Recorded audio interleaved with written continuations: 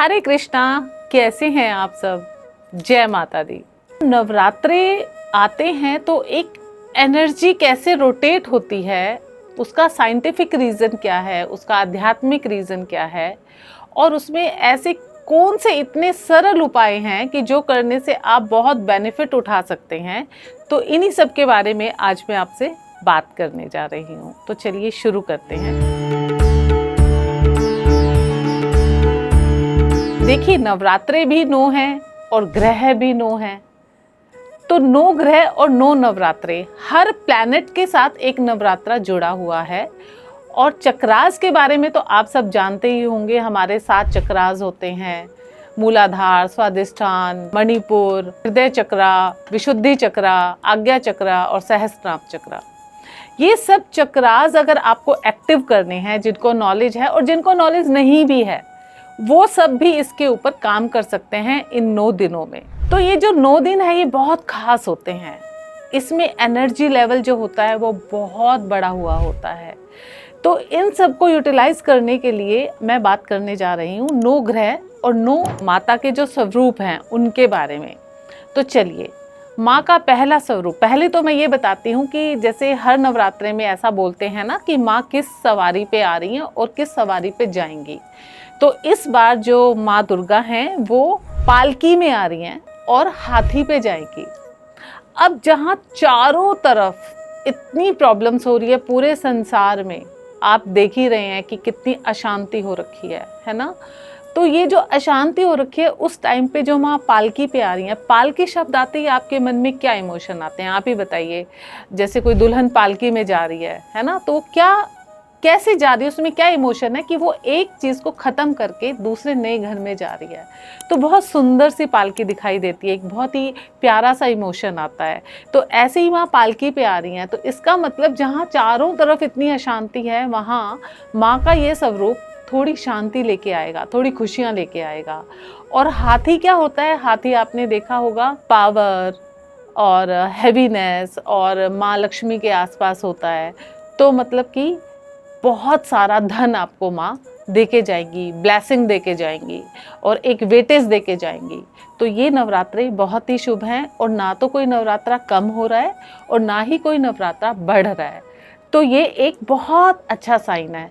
तो मैं तो भगवान से यही प्रार्थना करती हूँ कि देखिए, हम अपने बारे में तो क्या सोचे, इस टाइम तो सच में पूरे संसार के लिए प्रेयर करनी चाहिए कि इतनी अशांति, जहाँ वॉर हो रही है वहाँ पे क्या हाल हो रहा है, उन लोगों से पूछिए। चाहे कोई भी हो, कोई भी देश हो, लेकिन वहाँ पे जो एक आम आदमी को भुगतना पड़ता है, वो सच में उन्हीं से जाके आप पूछेंगे तो आपको पता लगेगा। तो हमारा सबसे पहला फ़र्ज़ ये बनता है एक इंसान होने के नाते कि भगवान माँ से हम प्रार्थना करें कि पूरे विश्व में शांति हो जाए। तो जो पहला नवरात्रा है वो है माँ शैलपुत्री का। शैलपुत्री जो माँ का स्वरूप है, वो स्वरूप आता है पावर का, अध्यात्म का, है ना। उनके चेहरे को आप देखिए, आप माँ के रूप देखेंगे ना तो आपको पता लग जाएगा। तो शैलपुत्री का आते ही एक सौम्य सा, एक माँ का जो स्वरूप आता है, सबसे पहले चंद्रमा इसके लॉर्ड हैं। तो जहाँ चंद्रमा आते हैं, जैसे आप कितने भी परेशान हैं और आप फुल मून नाइट में आप बैठ जाइए, आपको कितनी शांति मिलेगी। तो ऐसे ही माँ के, जैसे आप बहुत परेशान होते हैं और आप अपनी माँ के पास बैठ जाएं और माँ आपके सर पे हाथ रख दें, आपको सच बता रही हूँ इतनी शांति मिलती है, ऐसा लगता है जैसे सारी दुनिया की तकलीफ, प्रॉब्लम्स ख़त्म हो गई। ऐसे ही माँ शैलपुत्री का स्वरूप है। जब आप माँ के सामने जाते हैं तो आप अपने सब दुख दर्द भूल जाएंगे। तो जिन लोगों को मेंटली प्रॉब्लम है, डिप्रेशन है और उनकी फैमिली लाइफ में प्रॉब्लम चल रही है, मतलब मन से रिलेटेड, जिनका चंद्रमा पीड़ित है, उनको माँ शैलपुत्री की उपासना करनी चाहिए। तो आप माँ शैलपुत्री की उपासना कैसे करेंगे? आप लाल रंग के फूलों से उनका श्रृंगार करें। लाल रंग के गुड़हल के फूल हो सकते हैं, गुलाब के फूल हो सकते हैं, आप उनसे उनकी पूजा वगैरह करें। और एक दिया जो जलाना है ना, अखंड दिया अगर आप नहीं जला पाते हैं, सपोज सब लोग इतने वर्किंग हैं, सबको टाइम नहीं मिलता, घर से बाहर भी जाना पड़ता है, तो आप अखंड दिया जलाएं या ना जलाएं, लेकिन डेली मिट्टी का दिया जरूर जलाएं, क्योंकि मैं हमेशा रिकमेंड करती हूँ कि मिट्टी का दिया ही जलाना चाहिए, क्योंकि पंच तत्व होते हैं ना, उसमें बैलेंस हो जाते हैं। तो आप मिट्टी के दिए के अंदर 2 लौंग डालें, थोड़ी पीली सरसों डालें और उसके अंदर एक कोड़ी डाल दें, जो पीली कोड़ी होती है ना वो डाल दें। और जो बाती बनाएंगे ना वो आप कलावा की बनाएं, लाल रंग की, और उसमें थोड़ा सिंदूर और कपूर, ये सब आप घी में मिक्स कर लीजिए। आप डेली बत्ती जलाइए, आपको मतलब माँ सीधा एक्सेप्ट कर लेती है इस घी को। तो आप ऐसे दिया जलाइए, और जो भोग माँ का लगेगा वो आप सफ़ेद चीज़ का कुछ भी लगाइए। जैसे माँ का जो होता है ना, शुद्ध घी होता है गाय का, तो क्योंकि माँ का स्वरूप सफ़ेद है, वाइट है, चंद्रमा है, तो आप गाय के शुद्ध घी से माँ का दिया जलाइए। और आपका इस दिन चक्रा, जो लोग चक्रा पे मेडिटेशन करते हैं और जो नहीं, जिनको पता है, हमारा मूलाधार चक्रा होता है, जो हमारी बैकबोन का एंड होता है ना, वही मूलाधार चक्र है। तो उसका कलर रेड होता है। तो वहाँ पे फोकस करिए, वहाँ पे अपना ध्यान ले जाइए, और एक मंत्र है लम। तो आप लम का मंत्र अगर 3 से 5, 11 जितनी बार आप कर सके करिए, ये करिए। और माँ दुर्गा का जो सबसे महामंत्र मैं मानती हूँ और मैं वही करती हूँ, ओम ऐं ह्रीं क्लीं चामुंडाय विचे। इसका मंत्र तो आप जितना हो सके करिए। अगर आपके पास टाइम नहीं है ना, तो माँ की जो ये मंत्रों की चैंटिंग है ना, रात को ज़्यादा अच्छा काम करती है। तो आप फ्री होके रात को नहा धो के 1 माला 2 माला, जितनी आपके अंदर कैपेसिटी है आप उतनी करिए। तो दूसरा स्वरूप है माँ का, माँ ब्रह्मचारिणी। नाम आते ही क्या आता है, ब्रह्मचर्य।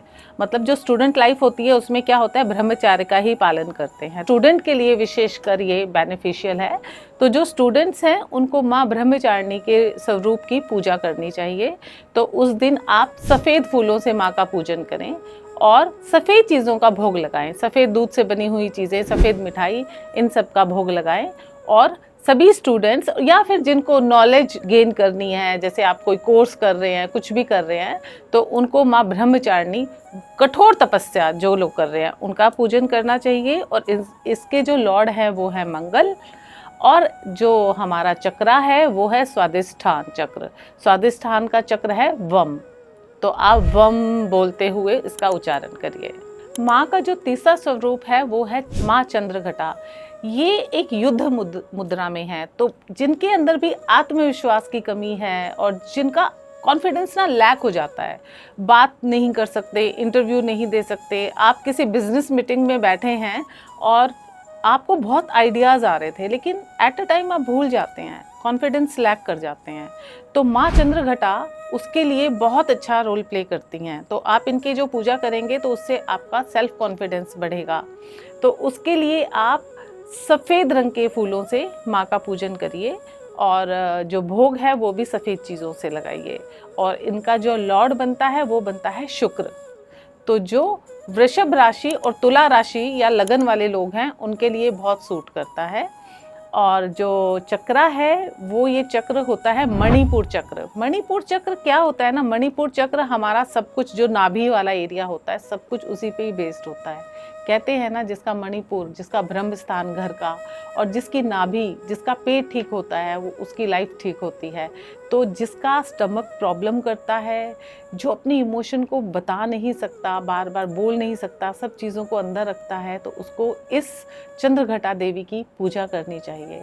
और जो मणिपुर चक्र का मंत्र है वो है रम। उसका उच्चारण करेंगे रम, है ना, तो इसको आप उच्चारण करिए। माँ का जो चौथा स्वरूप है वो है कुष्मांडा। कुष्मांडा जो माँ का स्वरूप है ना, ऐसा माना जाता है कि ब्रह्मांड की उत्पत्ति की थी। तो सोचिए, क्रिएशन मतलब किसी चीज़ को क्रिएट करना, तो कितनी ज़्यादा बलशाली होंगे। अगर आप किसी ऐसे प्रोफेशन में हैं जैसे रियल एस्टेट हो गया, है ना, तो आप किसी चीज़ को क्रिएट करते हैं, जैसे आप बहुत ज़्यादा किसी भी चीज़ का क्रिएशन करना उस वाले प्रोफेशन में हैं, तो ये माँ कुष्मांडा की पूजा करना आपके लिए बहुत अच्छा रहेगा। तो माँ की पूजा करने के लिए आप ग्रीन चीज़ों का, हरी चीज़ों का प्रयोग ज़्यादा से ज़्यादा करेंगे। हरे रंग के फूल, हरे रंग की चुन्नी, हरे रंग की चूड़ियाँ, जो भी आपकी जो भी श्रद्धा हो वो चढ़ाइए। और मालपुए का भोग वैसे माना जाता है। लेकिन अगर मालपुए आपको प्रॉब्लम है, नहीं बना सकते या आपके एरिया में नहीं मिलता है, तो आप हरी इलायची से माँ का भोग लगाइए। और ये जो चक्रा है ये बनता है हृदय चक्रा, अनाहत चक्रा।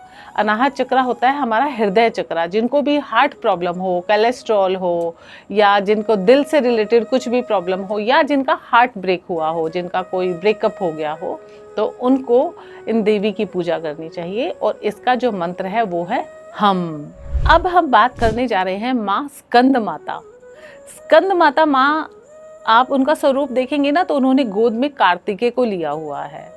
तो इसका स्वरूप हमें क्या बताता है? ये स्वरूप हमें बताता है कि जिन भी लोगों को कंसीव करने में प्रॉब्लम है या बच्चों से रिलेटेड कोई भी प्रॉब्लम है, आपके बच्चे आपका कहना नहीं मान रहे, आपका बच्चे सारे सोशल मीडिया पे रहते हैं, है ना, तो अगर आपके बच्चों से रिलेटेड कोई भी प्रॉब्लम है तो आप उस दिन स्कंद माता की पूजा कीजिए। और इनका श्रृंगार करना है या इनको चुन्नी चढ़ानी है तो पीले रंग से आप इनका श्रृंगार कीजिए और पीले रंग की ही वस्तुओं का कोई भी भोग लगाइए उस दिन। और जो चक्रा है वो है विशुद्धि चक्रा।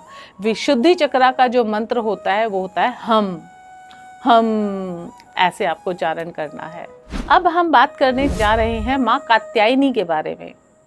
मेरे पास कितनी प्रॉब्लम्स आती हैं जिन लड़कियों की शादी नहीं हो रही होती है, तो मैं सबसे पहले उन्हें यही बोलती हूँ कि माँ कात्यायनी की पूजा करिए। माँ कात्यायनी की पूजा करने से बहुत जल्दी शादी हो जाती है।